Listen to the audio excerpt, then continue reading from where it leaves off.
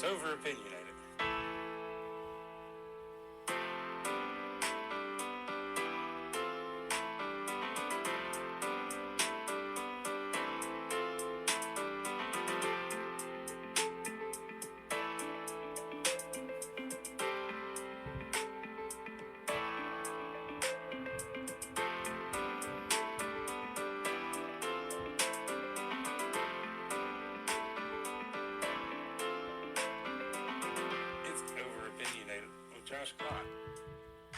Welcome back to Over Opinionated. Today we have a special guest on, Dr. Mark Matney. He is the Commissioner of Revenue in Washington County, Virginia.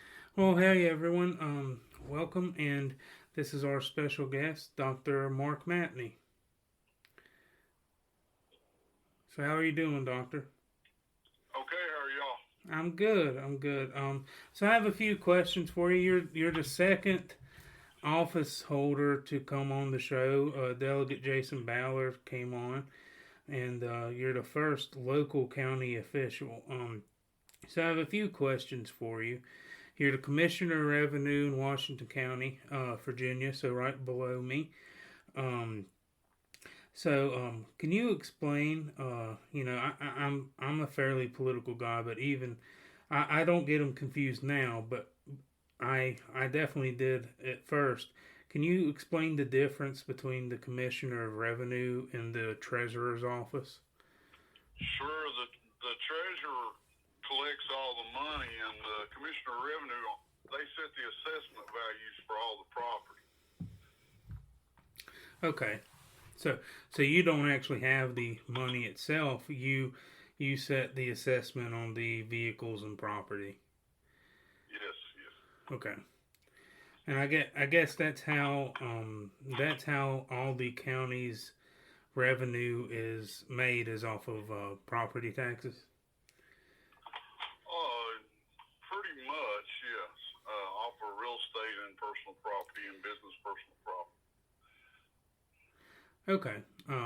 Because I've said this before. I know a lot of people have too, but you'll buy a house or a car, and people will say, well, you never get done paying for it. You always pay for it in taxes, and they don't realize that it goes to the county and not the state sometimes. I guess there would be really no way around that other than just having like a sales tax, would there? You have to just do a personal property for county. Correct. I mean, if they were to get rid of personal property, then the county would have to do, here in Washington County, the one that's left on the table right now is the meals tax. We don't have that. And then, of course, they would have to increase the real estate taxes if they got rid of the personal property. They still have to obtain the revenue in some form or fashion. Gotcha. And this is how the whole county's funded. It goes into schools. It goes into everything that is county resourced. Correct. Yes. With the schools being the largest chunk of money that comes out of our county anyway, and I'm sure most counties. Right. And that affects teacher pay and everything down the board. Which Washington County would probably make a lot of money off of mills tax, right off Exit 7 before you get into Bristol, which is an independent city. That would be a lot of money. The line's kind of split at Exit 7. Actually, the opportunities for the mills tax would be limited. I think Exit 29 and Exit 24 would be the biggest drivers on that. The town of Abingdon gets the sales tax. They do have a mills tax, and the county wouldn't be taxing restaurants in town because they're already taxed. Right, then you'd be taxed again, which nobody likes taxes, and most people think we're taxed too much, and I generally agree. I'm a unique Commissioner of Revenue. I don't think it's right. I'm here to do the assessment values, but I think that not owning any, we really don't own anything. We have to lease it off the county every year to keep it. Our homes, we have to pay taxes. We have to we have to lease our county, our properties off of the county every year to own anything. So we never really own anything because if you don't pay your taxes, they'll take it. So basically, I'm just I think the country has gone a long way from where we were in 1776. Yeah, and I think that's why people hate personal property so much, because you pay for your house and you still got to keep paying for it. I guess the only other solution is, to do some type of income or sales tax. Correct. Yeah, but I totally understand that. But now we got go into a little bit harder questions, and then we'll get back to some better. I was a little bit surprised to hear, because I know last time you ran as a Republican and did very well. You beat a incumbent Democrat who's been in there for a long time. I was just wondering, why didn't you seek the Republican nomination this go around? Well, in January there was somebody come in and they didn't announce that they were going to run for my office, so I was planning on seeking the Republican nomination. Since February, I had 5 kidney stone surgeries, and they didn't come in and say I'm running, so I didn't know for sure this person was running until 2 days before the filing deadline, which I was in Knoxville having serious kidney stone surgery because they had to cut on me, and so that gave me 2 days to decide. And from the Friday of the filing deadline in late April till the primary was May the 6th, and it just appeared to me that they had it set up to get rid of me through the primary process, because that didn't give me enough time to actively campaign to get people out. And the fact that I'm very hated by the other side, the process that they have, any registered voter can come and vote, so the Democrats can come up there and vote me out. So I thought I thought it was better to let all the citizens decide. Okay. And so I resigned from the Republican Party and ran as an independent. Okay. Well, I hate you had trouble with kidney stones. I know that can be really hard, and most people, I don't know the other candidate at all. I just, I know you from a few events, and we have a mutual, and but most people, out of courtesy, will normally tell you and that would have been the right thing to do.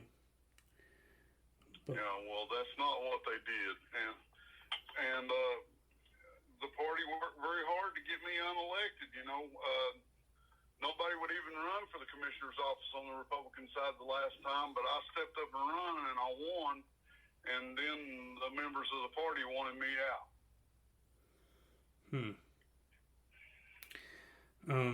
If you had to do it, go ahead. When I say members of the party, let me say the leadership of the party wanted me out.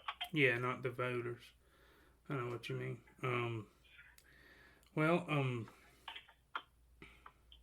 If you had to do it differently, is there anything you would have done differently in that? Not the way that they come at me. I don't see anything I could have done differently, because the way they had it set up, I would have been beat anyway through the primary process. Okay, but so they didn't run an actual.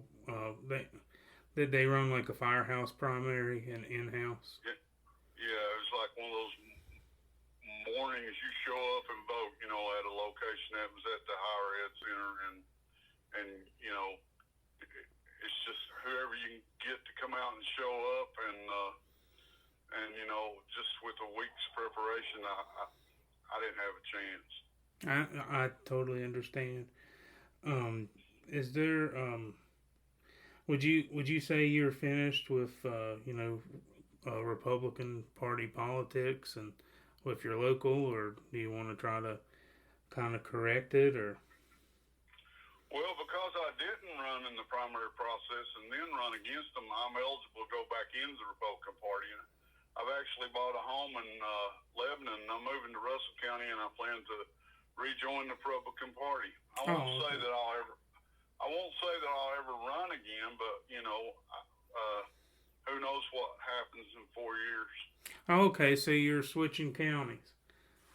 Absolutely. I want to get into a good, strong, true conservative Republican Party, and that's what they have in Russell County. I've heard good things about Russell. But that happens. I didn't have nearly the situation you had, but I'm from Giles County, and it's an hour and a half from where I live now. And I got married and moved to Smith County, and it does take time to learn the different people in the party, and the county, the Republican Party in Giles County is a lot different than in Smith County. I'm not saying either one is bad or good. They're different, and you got to meet new people and get reacclimated. Yeah. So, yes. But my next question was, do you plan on running again, or is it on the table, or? Well, I don't know what the good Lord will have me doing in 4 years. I don't know if I would be running again or not, but we'll just have to see as the time goes by. I understand, yeah.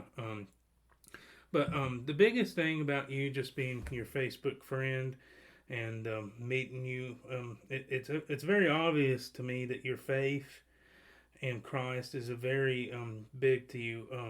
How has that helped you with your job? Oh, I mean, the good Lord's blessed us in my job immensely. I mean, everything's went great, and He really led and guided me through my 4 years as Commissioner of Revenue, and I don't have anything to be sad about it because I really accomplished a lot for the regular taxpayer, just the person on the street. That's who I went in there to work for. I didn't go in there to work for county government. I went in there to work for the people, and in my 4 years, you would not. I mean, there's a whole list of things I did just for the taxpayers that I was very happy to get accomplished, and I think the Lord led me every step of the way. That's awesome. Did you have any backlash with your faith inside the government? Anybody push back on that? Oh, yes, absolutely. When I first got into office, you know how you put tags on your email, on your my signature, your name and your thing. I put a scripture on there about Jesus. I had it tagged, and it wasn't very long after I was in there that I was told that I had to remove that tag because the county offices were getting complaints about the tag. And so I changed it to In God We Trust. And, of course, that's the national motto. Yeah. And then I had to get the maintenance crew to put up a In God We Trust. And I don't blame the maintenance crew at all, but they were told to tell me if anybody complained that they would have to come and take that down. And I told them, I said, that's our national motto. It's not coming down. I'm sorry. There ain't nobody going to tell me to take that down. Yeah, it's funny. There's the organization, I forget, the Freedom from Religion Foundation, which is really just a cancer on America. And it's funny, they will attack anything that says Jesus or Christ. But you can attack anything that says, you can, but it'll fail, because if it says In God We Trust, that is above our Congress. That is our national motto. And when we talk about that, who's the God that we are trusting, and what kind of faith was our country founded on?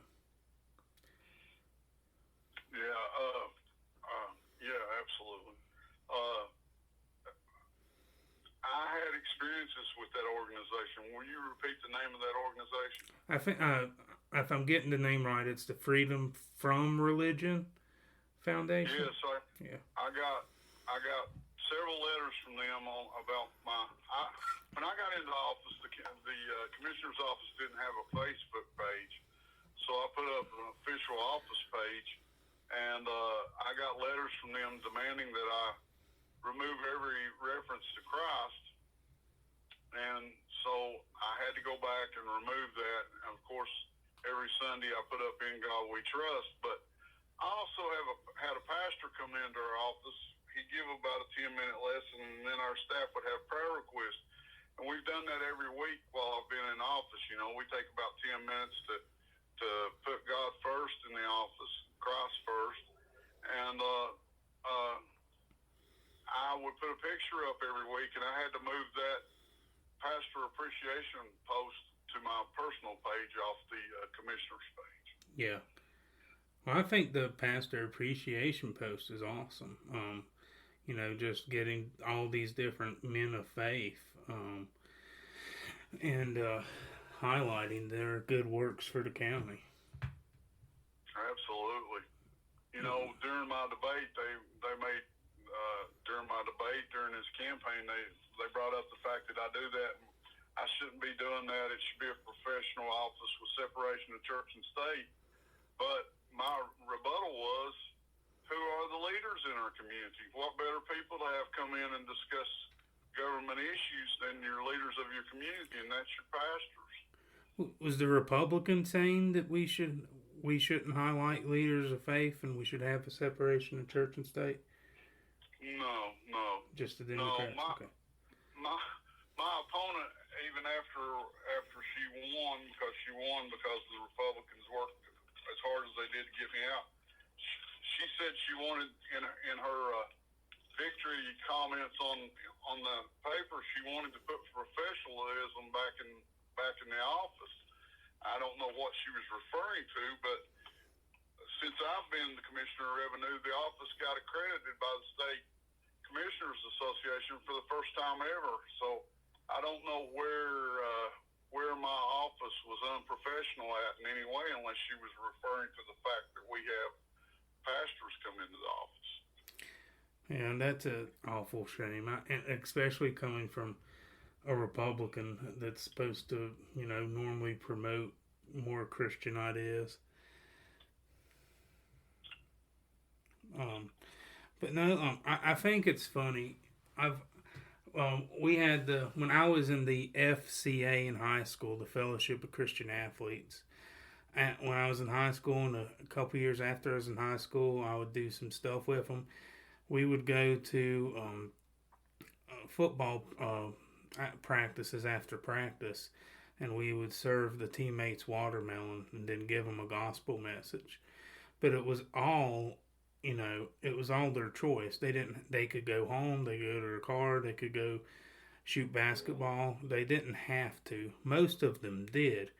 But the Freedom from Religion Foundation hit that very hard, and they're very effective. I mean, they put a stop to a lot of things, but I just think it's ridiculous. And when people talk about separation of church and state, which isn't in our Constitution, it's not in our First Amendment, I generally agree with the principle, but what that was, it was a statement made by President Thomas Jefferson to the Danbury Baptist Association. And absolutely, but it was to keep government out of the church, not church out of the government. For sure. And I think it was obvious what the Founding Fathers were doing, and they were saying we're not going to have an official church religion in the United States. You know, we're not going to have the Church of England be the official Church of America, or the Presbyterians or the Pentecostals. But they were never saying that you cannot use the Bible in your reasoning in government. Actually, the Constitution was written based on the Scriptures. How so?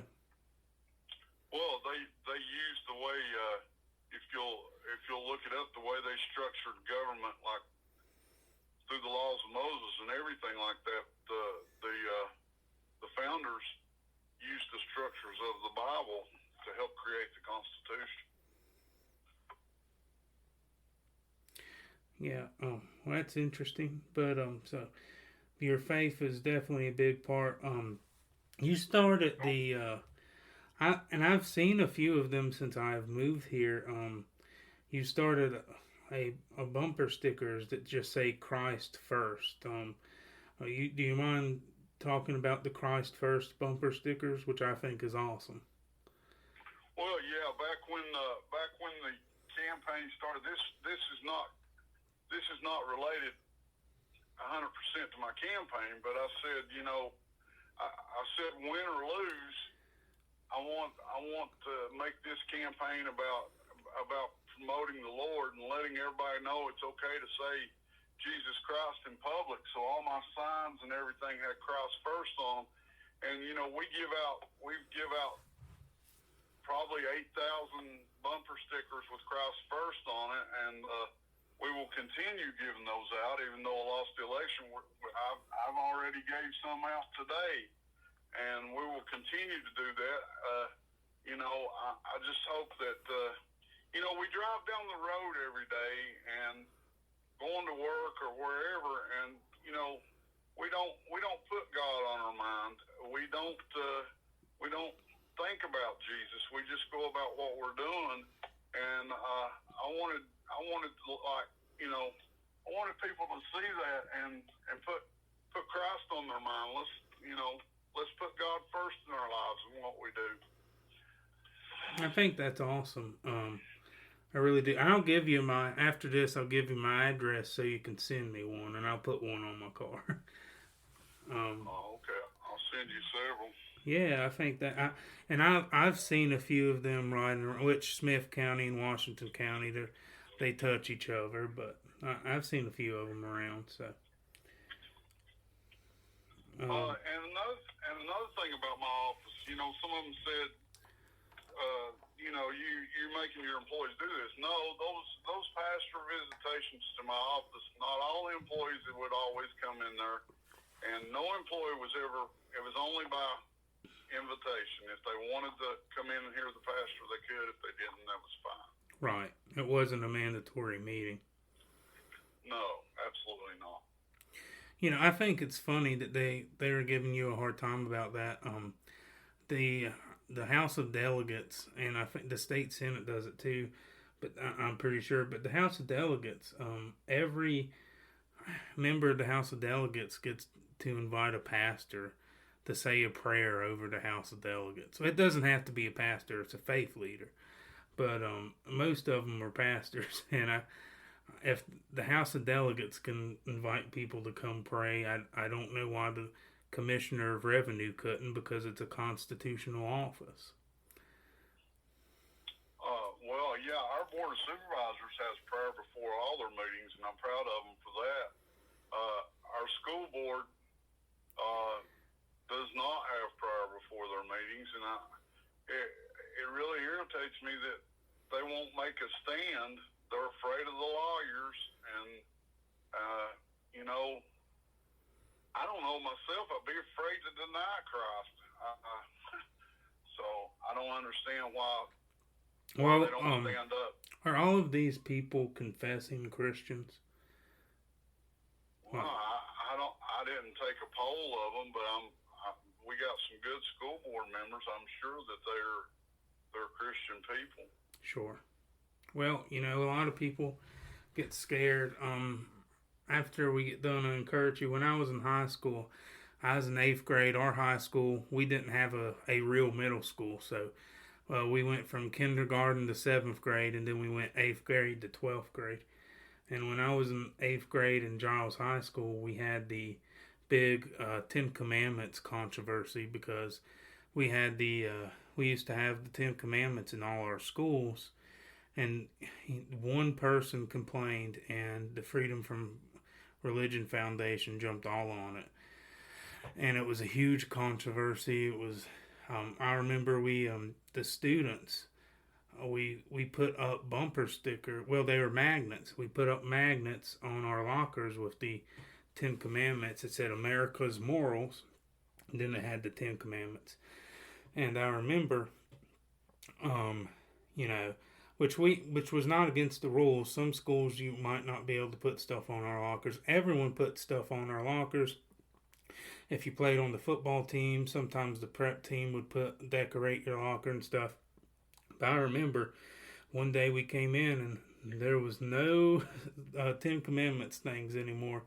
And I 100% know, and I've been told by people that the administration of the school went around and threw them all away, which was 100% wrong. Well, I have to say one thing I am proud about the Washington County Public Schools. They have In God We Trust on the wall at every school, I believe. That's good. Yeah, I think that we were allowed, because I have seen in our offices there's an American flag, and then I think plaque that says In God We Trust. I think that's kind of how that they were putting stuff back in. But it's nothing nearly as big as the 10 Commandments controversy, which I've actually thought about doing a podcast on. It was in 2010, and that was a very big controversy in Giles County. But which is sad. I don't think any of the founding fathers, with the exception of one, would have minded the 10 Commandments being posted in a public school. I think that they'd probably be some of them would be more upset with the idea that we have public schools. Absolutely. Well, you know, they tried to tell me that the founding fathers didn't want God in anything, and I have to keep going back and pointing out to them that the first public school textbook that the Congress approved was the Holy Bible. Mm-hmm. Well, the founding fathers was a mixed group of people. They didn't all think the same. I think George Washington was pretty big on his Christianity. And it pains me to say this because I generally like him, but Thomas Jefferson probably is the worst founding father when it comes to religion. But, he might not have liked it as well, but he would have been the outlier.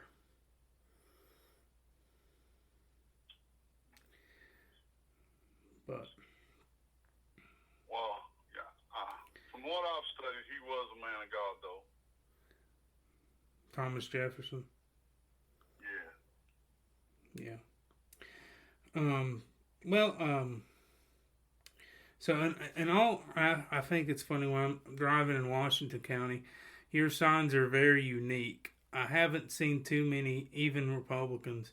So you might have started a lot of a trend, but on all your signs you have Christ first and it's circled, and then you have Trump Republican on it.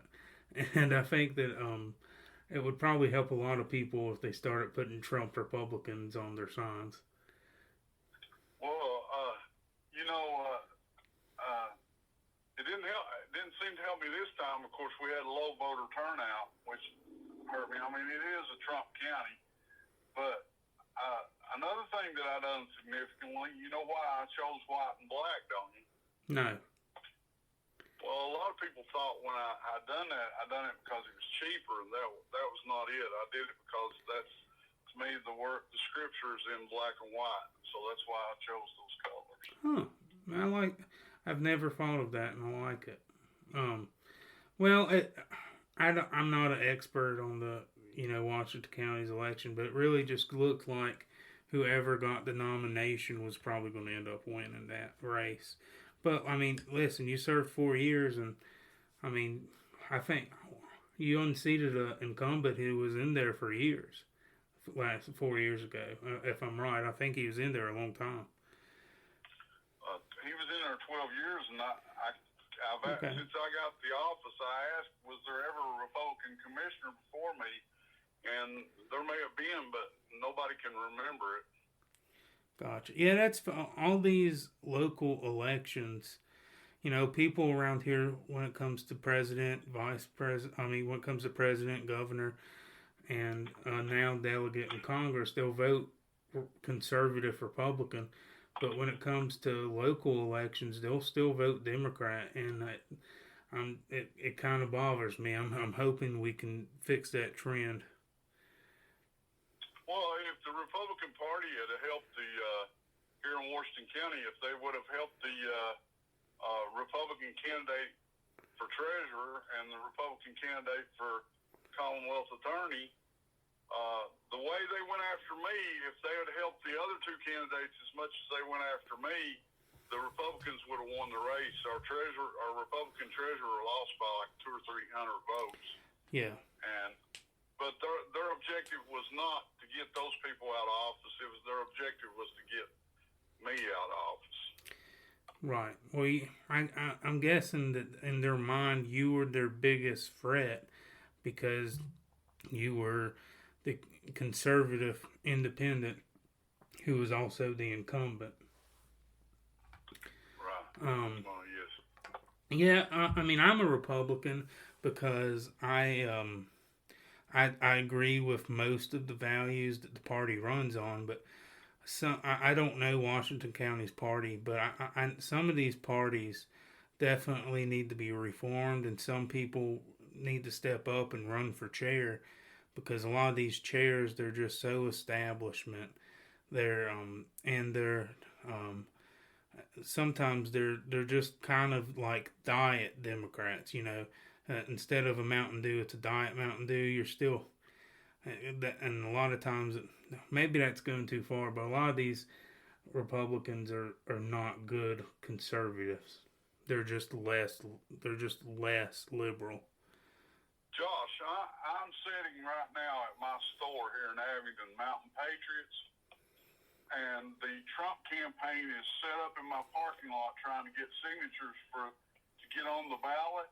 Mm-hmm. Now, during the election, they were telling everybody I was a pretend to be Republican, but the lady that is here that set up the tent and is working for Donald Trump, the Trump campaign, they called me to get on my lot because the Republican unit here, the leadership in the Republican unit here would not help them.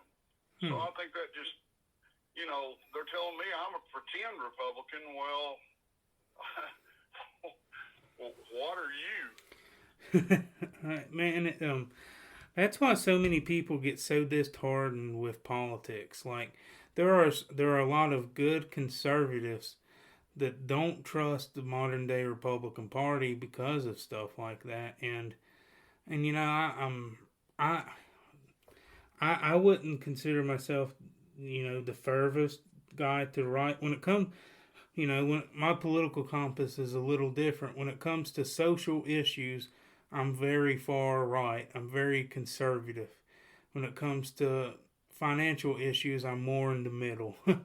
So it makes I'm on the middle right. I'm still on the right though, and but I really hate the idea that we have to play politics to play politics. Because what good is a Republican if he gets elected but doesn't do conservative things? Correct. Yeah. But yeah, you're a big Trump guy, and I was just wondering, what, when it comes to 2024, why do you think he would be the best Republican nominee to take on Joe Biden in 2024? Well, I don't think it's a matter of whether he's the best nominee or not. I think his record speaks for itself. He actually goes in there and tries to work for the American people. The guy on the street. He does what he says he's going to do, and he actually tries to look out for Americans. I mean, you take a look at the price of gas, the groceries. He had us safe. We didn't have all these problems in the world. They were afraid of him. He did what's right. And just like in my case, I went in there and I worked for the people, and they couldn't stand because I wasn't in there working for the county government. I was in there working for what was best for the people.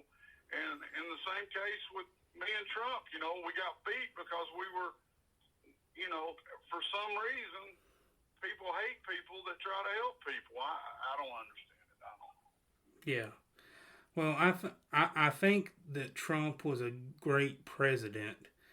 My biggest problem with him isn't what he did, because I think he did a good job.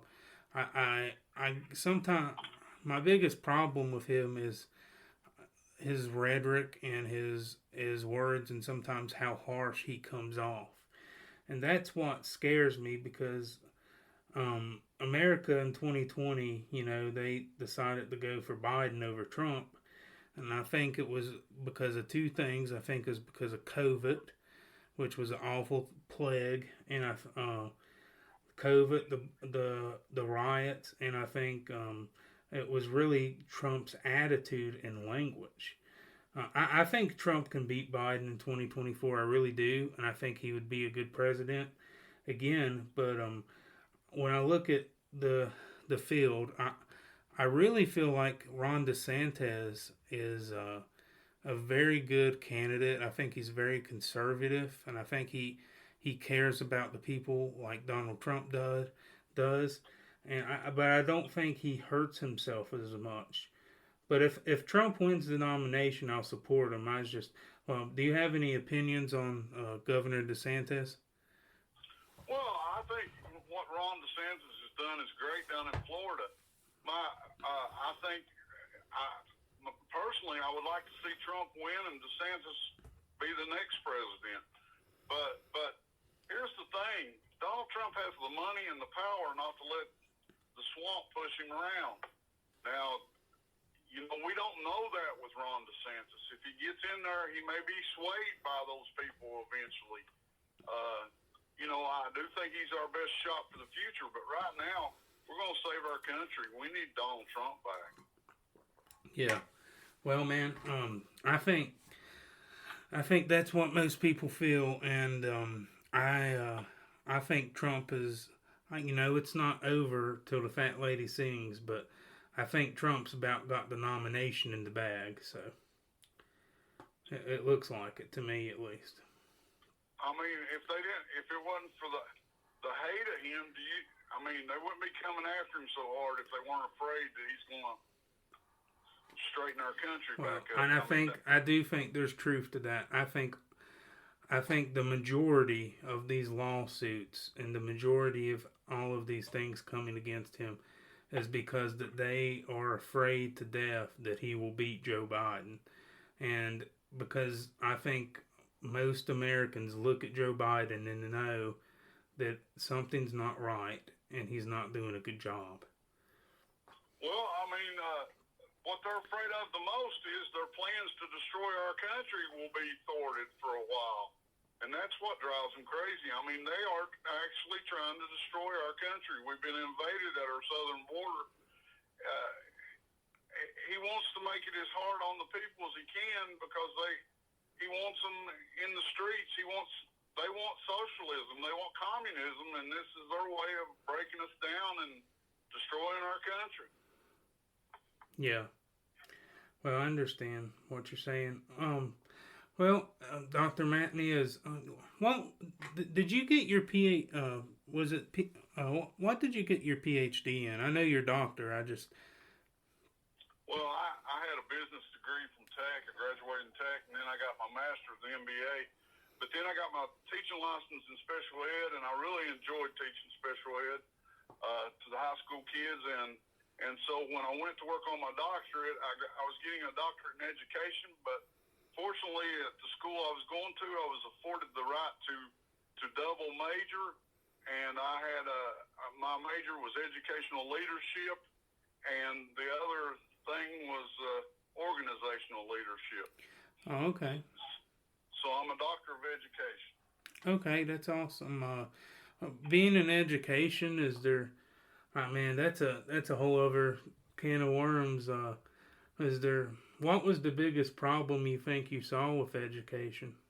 It would be hard to say that, but being from the political side, I think that we need to. Kentucky allows the school board to tax, and that's the way they pay for the schools. They do a consumption tax. I think if we would put a if we would make in Virginia, if we would make the school boards responsible for raising their own money, then they would be accountable to the people, and of course you would, if they were using a consumption tax, you would be able to get rid of most of your real estate and personal property because that's the biggest part of your county budgets. And then they would be answerable to the people. You see what I'm saying about their spending? I do. Because right now, they can just pile on the paper and say, we need this, we need this, we need this, we need this. And they're not responsible. If the county gives it to them, there's no oversight. There's no oversight on the school system. But if they had to answer to the voters about how much they were being taxed and how much they were being used, then I think things would change. Yeah, I agree with that, and it's, bigger counties are allowed to have more for their schools because they're allowed to pull from a higher tax pool. I lived in Giles, and our neighbors up the road in Blacksburg and Christiansburg, they had a lot nicer schools, a lot nicer facilities, because they're able to pull from that tax revenue of the professors and the doctors that live up in Blacksburg. And it definitely made, when I look back on it now, it's like, well, I wish that all our kids could have more, but it's just kind of how the system works. Yeah. But, if there's anything you'd like to leave off of, you definitely can, and say anything you want to. Absolutely. I forgot to say something, Josh.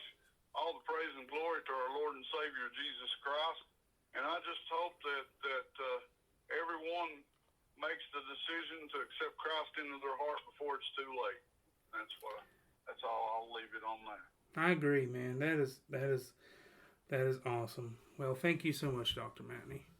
All right, everyone. I hope y'all enjoyed that interview, and maybe it gives you a little bit of an idea to local government and what a commissioner of revenue does. And big thank you to Mark Matney for coming on and speaking to us at Over Opinionated here. He seems like a very good Bible-believing Christian and a conservative trying to fight.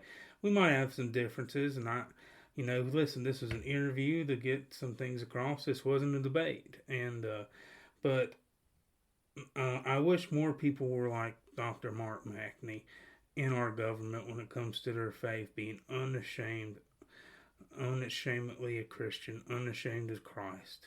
And let's keep in mind what he said, and let's go on out of here and say Christ first. I'm going to come back to you with the Bible verse of the day.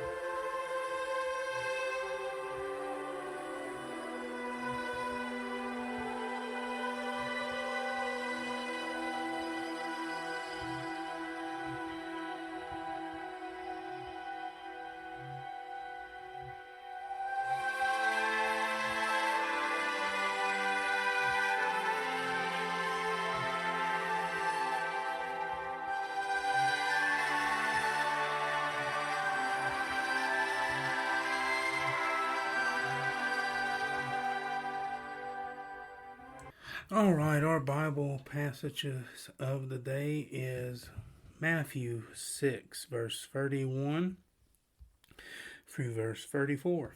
And we'll be reading out of the NIV. So these are red letters, meaning that Jesus said them.